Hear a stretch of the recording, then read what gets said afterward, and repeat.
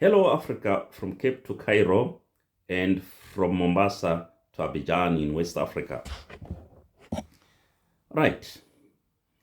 I have got one or two questions to my African brothers and sisters.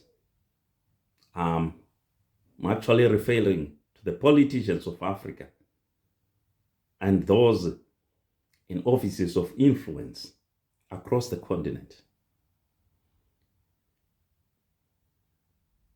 The question is, do you really want to make Africa great? Do you really want to change Africa to make it a livable and enjoyable continent? Or your aim when you get into those offices of authority is to change your bank balances? A lot of drama is currently unfolding, and some is unfolded before. Right as we speak in South Africa, some of the South African citizens are pulling fellow Africans from South African hospitals and clinics, saying, go back to your countries. They are not doing this to Asians, Europeans, or Americans, no, to fellow Africans. And remember, these borders we are bragging about were imposed on us in Berlin, in Germany. And fun part of it, I heard the president of South Africa has issued an order for an arrest of one of the ladies who was twerking in one of these busy roads of South Africa, saying she is a distraction to drivers. But no arrest for those who are taking sick people, pregnant women, out of hospitals.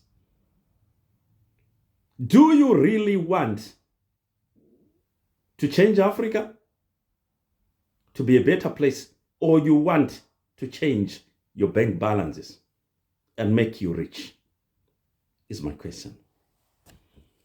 Right now, in South Africa again, there is a wrangle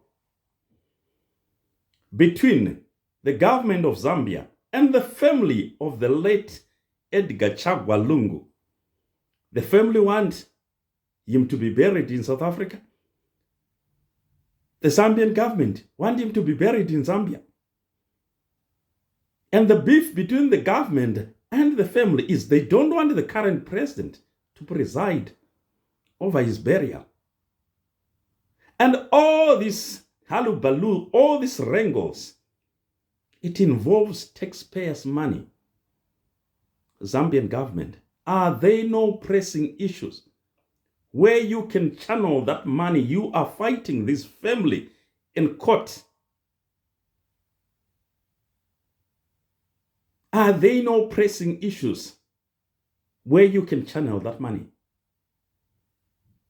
and help the current living Zambians? That is my question to Mr. HH and his cabinet. Honestly, you're making our continent a drama king. The same thing happened when Mugabe died in September 2019 in Singapore. There was this burial saga between the government and the family of Robert Mugabe because they didn't want the current president, Mnangagwa, to preside over his burial because they said he has betrayed him. It took a month, almost a full month, for Mugabe to be buried at his rural home. As if that was not enough. UNITA leader, the late Jonas Kaero Savimbi, was killed on the 22nd of February 2002. Again, there was a wrangle using taxpayers' money between the family of Jonas Savimbi and the MPLA government of Angola. It took 17 years. Get me right. 17 years, 1-7, for them to release his remains to the family. All this saga, taxpayers' money was involved. I was talking to one of his sons at some point, one of Jonas Savimbi's sons. He's saying, my brother, it took us 17 years to get our father's remains and reburied him in a dignified manner. What is all this, African politicians? Right now, there is a problem in Dr. Congo, and they are ball watching. Problem, Central African Republic. Problem, South Sudan, and in Sudan itself. And they are ball watching. You are busy doing something. Nonsense. Oh my God.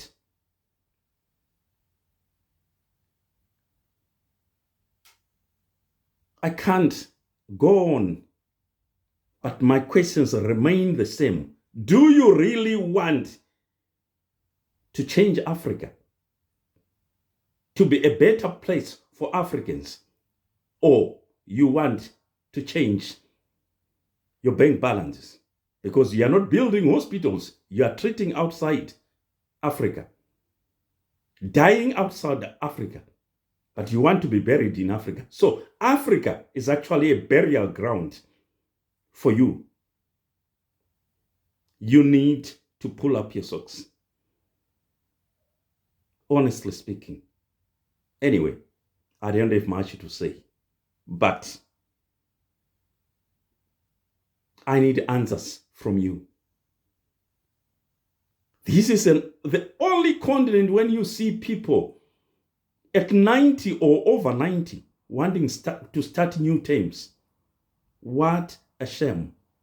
What a shame.